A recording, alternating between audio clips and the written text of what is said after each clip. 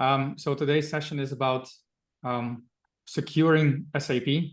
And I think most of the people in this group, they came out of the direct connections of Rod Segera, Graham Storm, Harjit, and myself. So between us, we are very much part of the SAP ecosystem. So most likely you guys are all SAP professionals.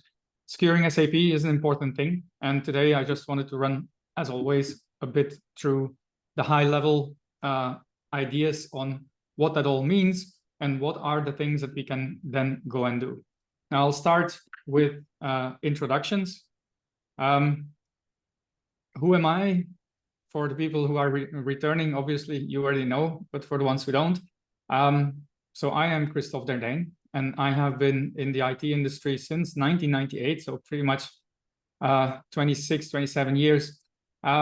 So long time, been involved in a lot of different things. In the last 15 years, I basically built a system integrator called Delaware in Southeast Asia, which I left in 2023. And then I moved on to join Icon, where right now we are again setting up a global service provider around the SAP ecosystem, specifically focused on these cloud developments and the developments around AI and so forth. You can also see we have Graham here. The last two webinars, he was engaged in his project in New Zealand, so he's very busy. And as a consequence, again today, just an hour ago, he told me, yeah, we have some issues in our cutover preparation, so he again couldn't make it. So I hope next time around he will be able to make it. Let's see. So fingers crossed for that, because normally we do this together. Now, luckily, today I have a special guest. So it's not just going to be me talking. So I have Onno Koonen, who is a long-term friend of mine who works with a company called Security Bridge, who has some relevant background around what we're going to be discussing today. Onno, maybe you can give yourself a short introduction. Thanks, Christophe. And indeed, many years ago, when I arrived in Singapore, we met, you as part of Delaware and me as part of Protect for S, and working in the SAP space about a similar few decades. As you mentioned, mine started in exactly the year of 2000. And so this year, over 25 years working in the SAP consulting and software space. Since 2012, started my own businesses and companies. And the last one, Protect for S, that was my first introduction in the world of SAP security. And even with my 25 years of SAP experience, at that moment in 2018, I practically never heard of the technical or the cybersecurity part of SAP security. Of course, authorizations and a little bit of that was known, but the whole other part was completely new. And nowadays, it's becoming one of the key domains that SAP customers have to pay attention to, basically. And that's what we are going to cover today. I love to keep my mind fit by reading a lot of books and articles. And nowadays, of course, AI, etc., are part of that list. I try to keep my body fit and healthy as well.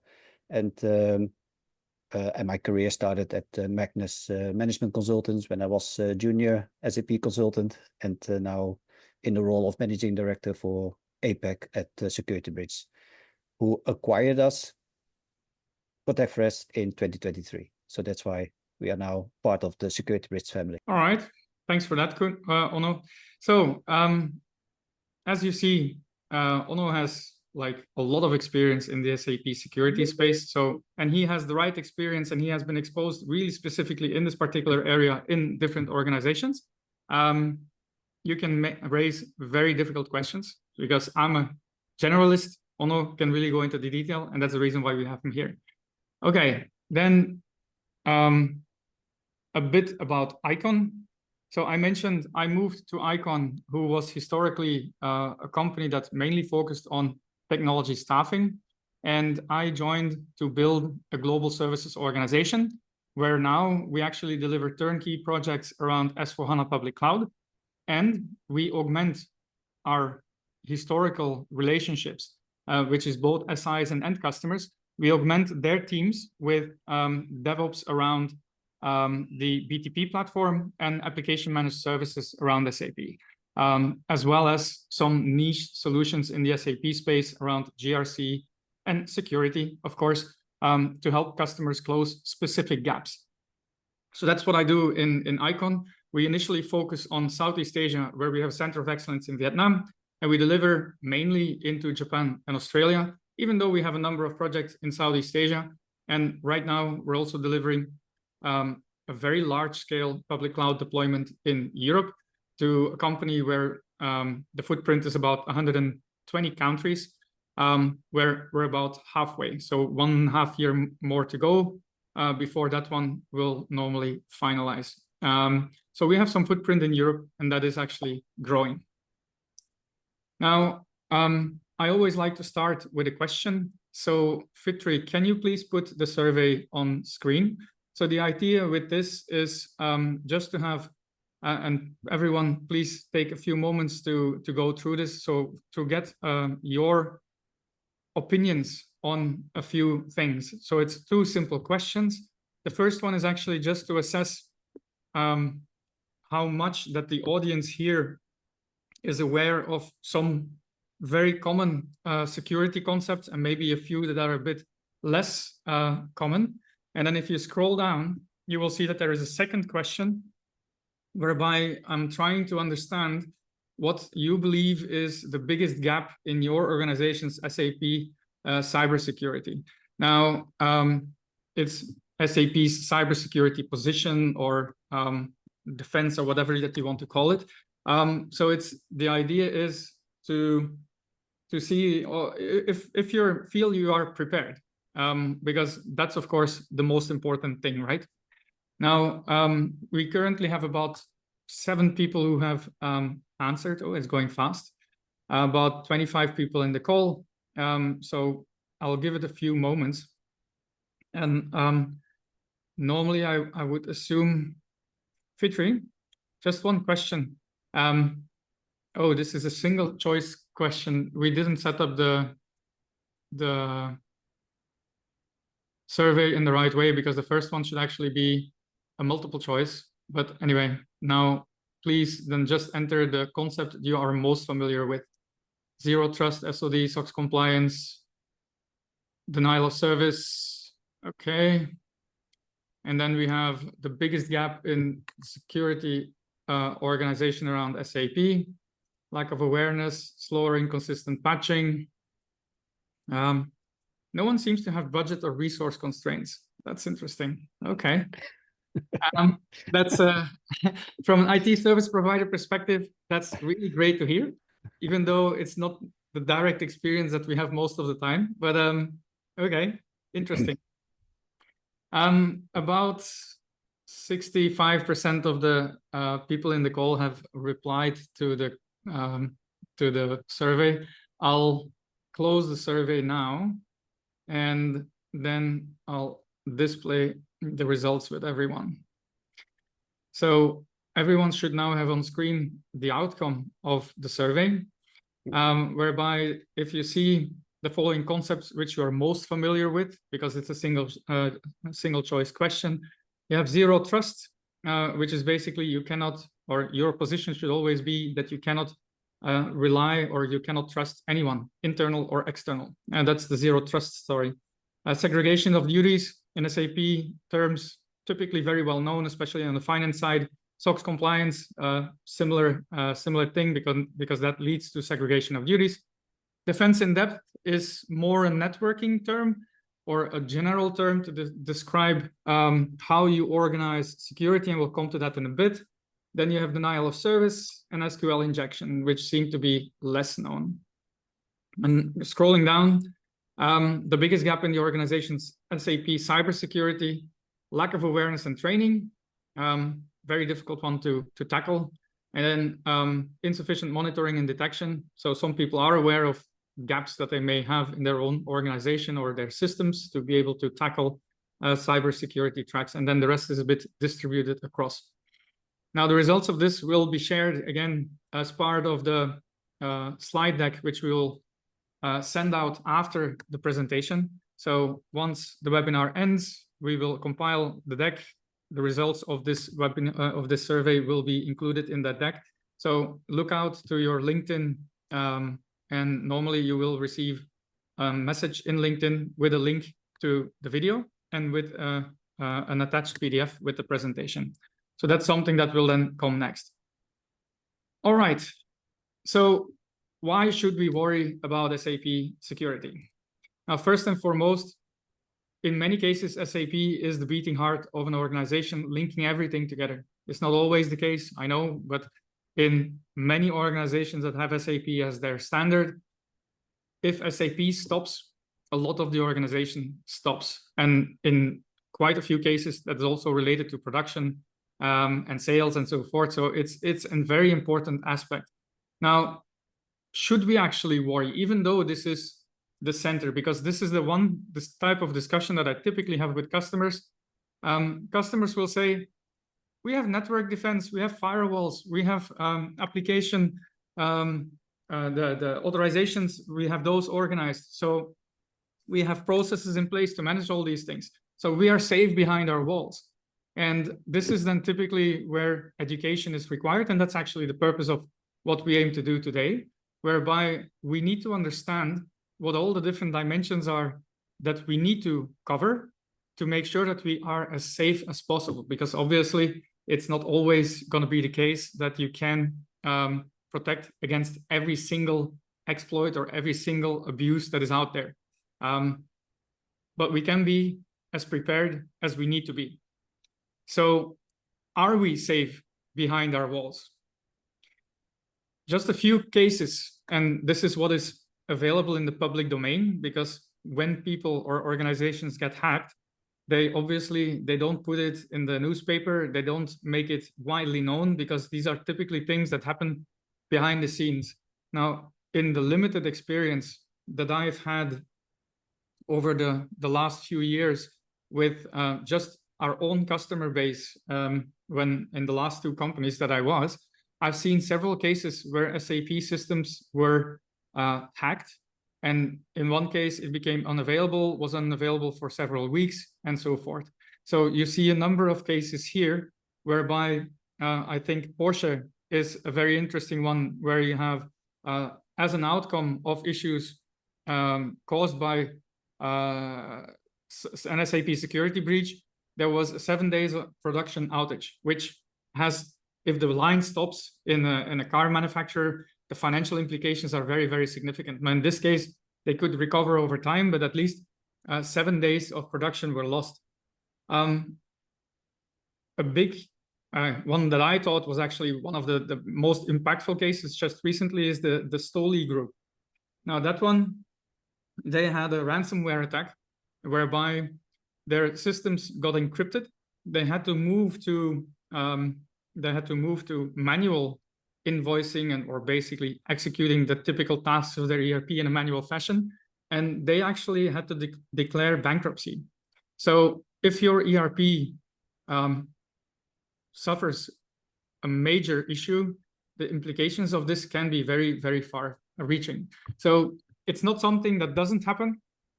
It's out there. It happens on an almost daily basis that companies are being attacked, or it happens on a daily basis, not an almost daily basis. It's just how prepared we are on how to deal with it is what makes the difference between us getting exploited and not getting exploited. So what is it then that we need to go and do? We talked about defense in depth during the survey. So what is this defense in depth actually? So it's a concept that is with us since the medieval times, when we built fortresses or castles.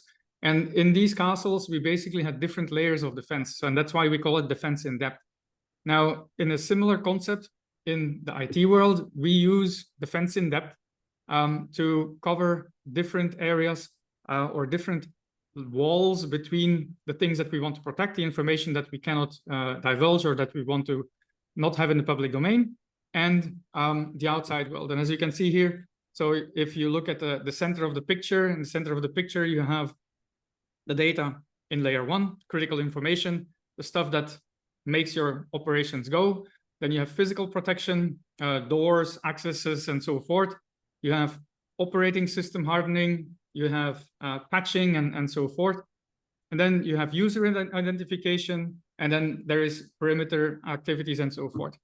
Now, a different way to look at it in a more conceptual way to look at defense in depth is this. So typically, you go from the outside to the inside. You have the perimeter security, which is your firewalls and so forth, your network security with your voice over IPs, your VPNs, MAC address, and so forth. Then endpoint security, which is the server itself with the operating system, patching, and what have you, accesses and whatever. And then application security. And application security is everything that happens in the application layer. So on top of the operating system, meaning everything with respect to your authorizations, everything with respect to custom code that you have written, database management, database monitoring, and so forth and so forth.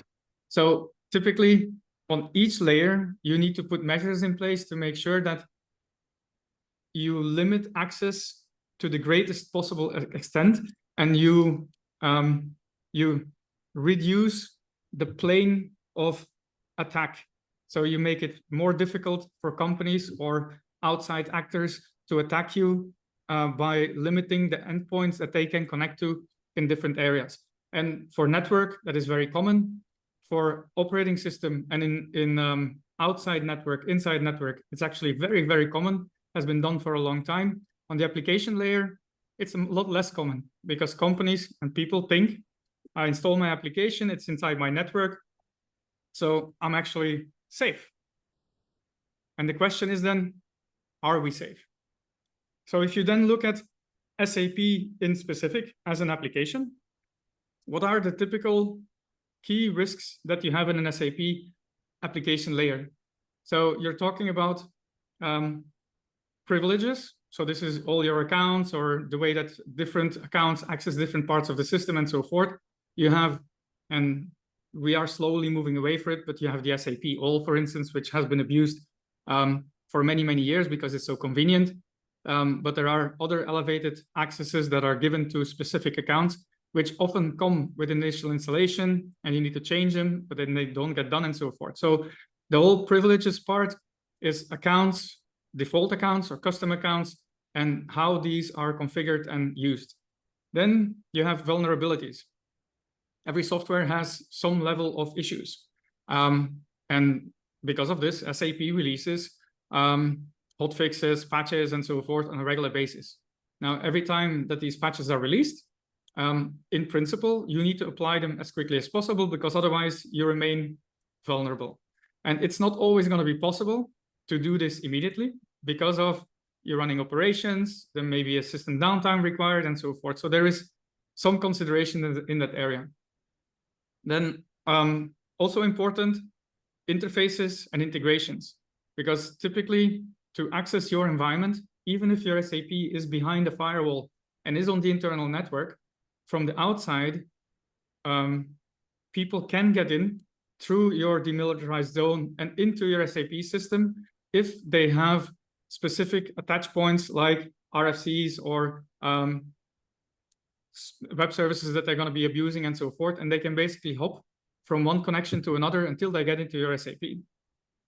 Now, if you don't do continuous monitoring or logging, you will have a harder time, again, to identify suspect behavior.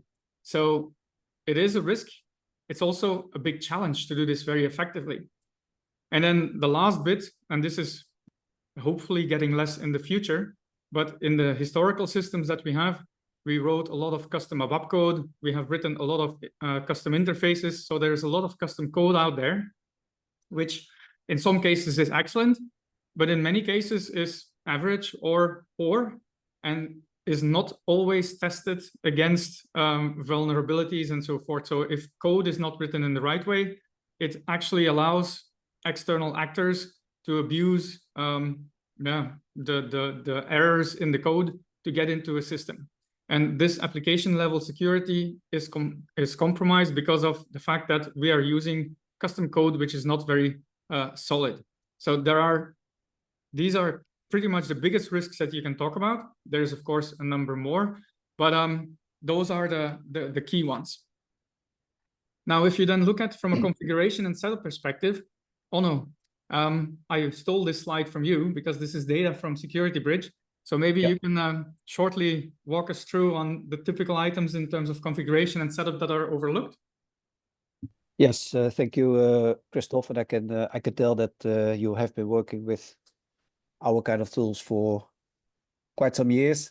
Excellent explanation so far. And the vulnerability management part and everything that is related to security relevant settings in your SAP systems are so many of them for different kind of system types. So you have your S4 system, you have an ECC system, you have maybe a CRM system, you have web dispatches, you have SAP routers, business objects, cloud connectors. You have so many different kind of system types that all of them, they have their own set of relevant security nodes. Every patch Tuesday released by SAP.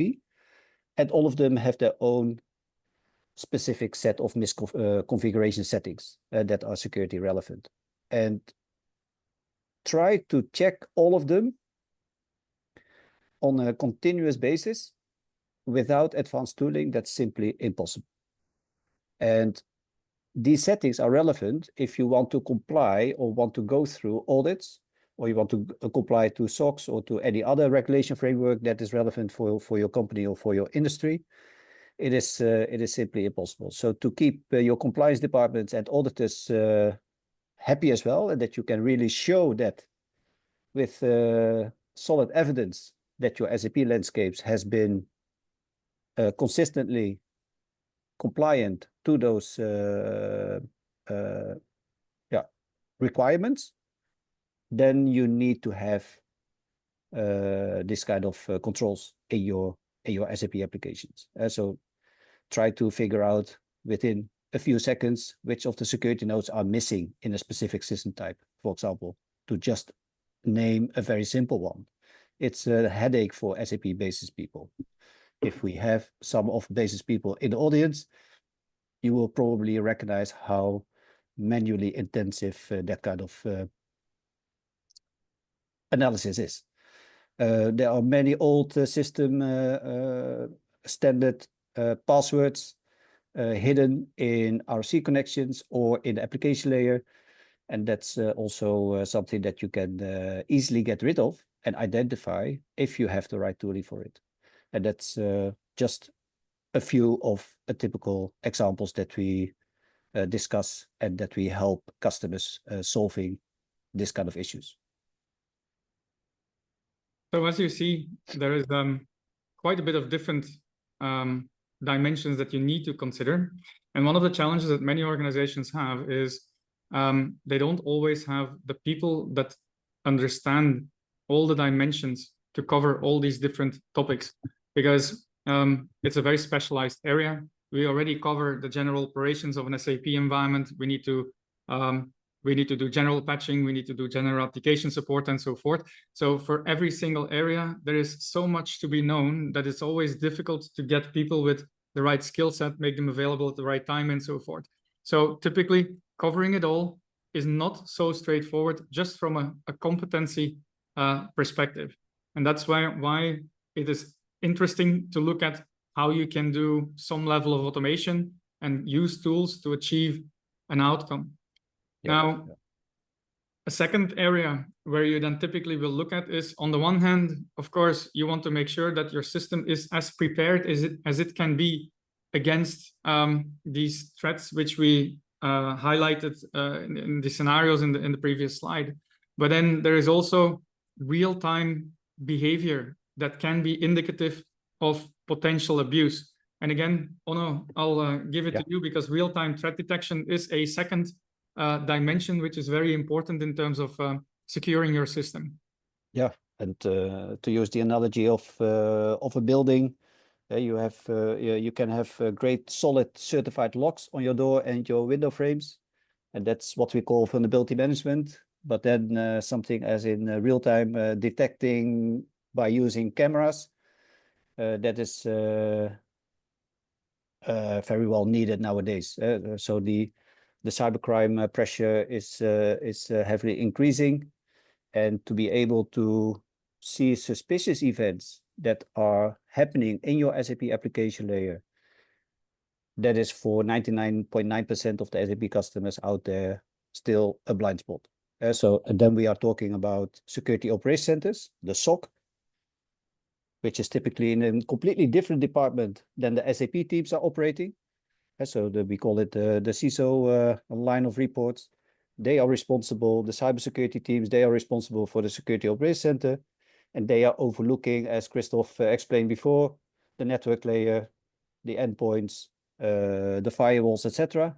And then we are challenging them by the fact that SAP application is by far the most audited application in the landscape of any company, and that SAP is therefore a very specific and different kind of beast in the IT environment that needs additional protection. And then we are talking about real-time threat detection. Maybe you have heard of SAP ETD, Enterprise Threat Detection, and that's why our kind of solutions are in the market. And to also explain a bit of the history of Security Bridge, we are bridging the application security of SAP with the world of the cybersecurity, like the real-time threat detection that happens in a security operation center.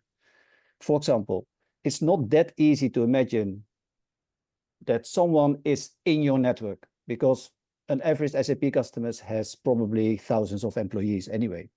All of the employees are already there. So from an outside threat actor, you can use phishing by getting access or passwords or logins, or you can bribe employees, or there are very smart employees with some bad intentions inside your network, and then it's quite an easy walk to your SAP application. So if you have broken through the network protection, then it's an easy entrance to your SAP application. And then you might be able to download a huge amount of data that is highly sensitive, privacy protected, etc. So then you get in conflict with regulators. Heavy fines are on the line, and that's also ultimately leading to reputation risk for the whole company. So that's a board level headache kind of implication.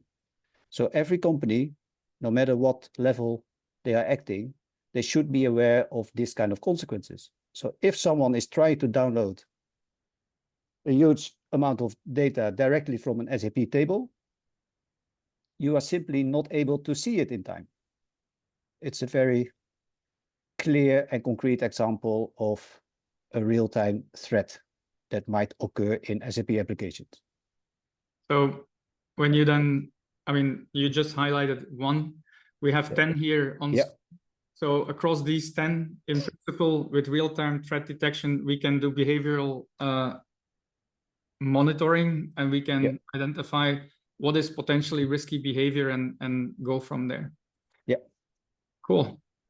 So one thing which I think everyone feels is, in the cloud world, the responsibility is no longer mine, because I buy my software from a vendor, and they're responsible for everything, right?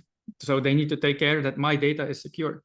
Now, one thing in the SAP ecosystem, which I just wanted to emphasize and make very, very clear, is if you look at SAP, so what they offer today, let's leave out of the picture the on-premise deployments, because officially SAP doesn't offer those to market anymore, and slowly everyone is going to move to these cloud solutions from SAP, probably.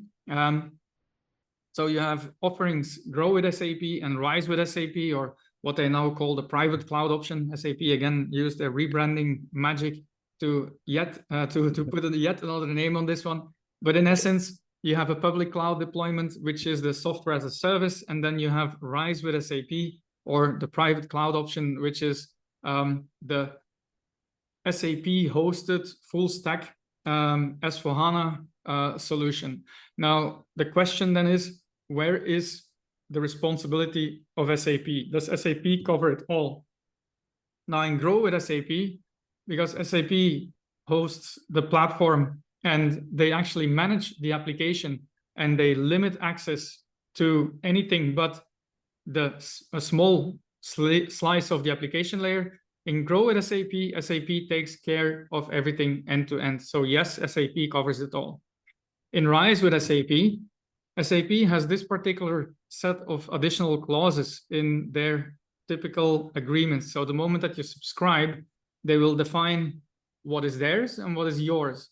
And in a typical RISE agreement or a typical private cloud agreement, there will be a very clear definition that SAP takes care of the parameter, the network, the operating system. But when it comes down to application level patching, so the basis layer in your SAP environment, then typically it's up to the customer to organize the necessary patching. Now, I think we all remember the HANA Enterprise Cloud days where you had this wall-to-wall management by SAP on everything, and customers typically didn't like that because it boxed them in and it gave them not much flexibility. Now in private cloud option or RISE with SAP, SAP now gives customers flexibility, so they don't force it on customers anymore. But the consequence is customers are responsible for managing the security profile on the application layer and up in their private cloud deployments. So that's a very important thing to keep in mind. It's not something that you can ignore and say, oh, SAP has covers it for me, because they don't. So just making sure that everyone is aware of that. So who or what can then help? And Onno already mentioned it a couple of times, and that's also why I brought him into the meeting. So there are different tools to cover the different aspects of what you need to do to come to a heightened security profile of your application. And Onno will walk you through how they typically do it from a security bridge perspective. And of course, other solutions will cover the same functional areas.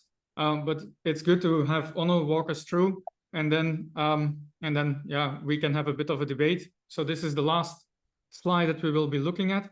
Onno, can you walk us through on how Security Bridge can help?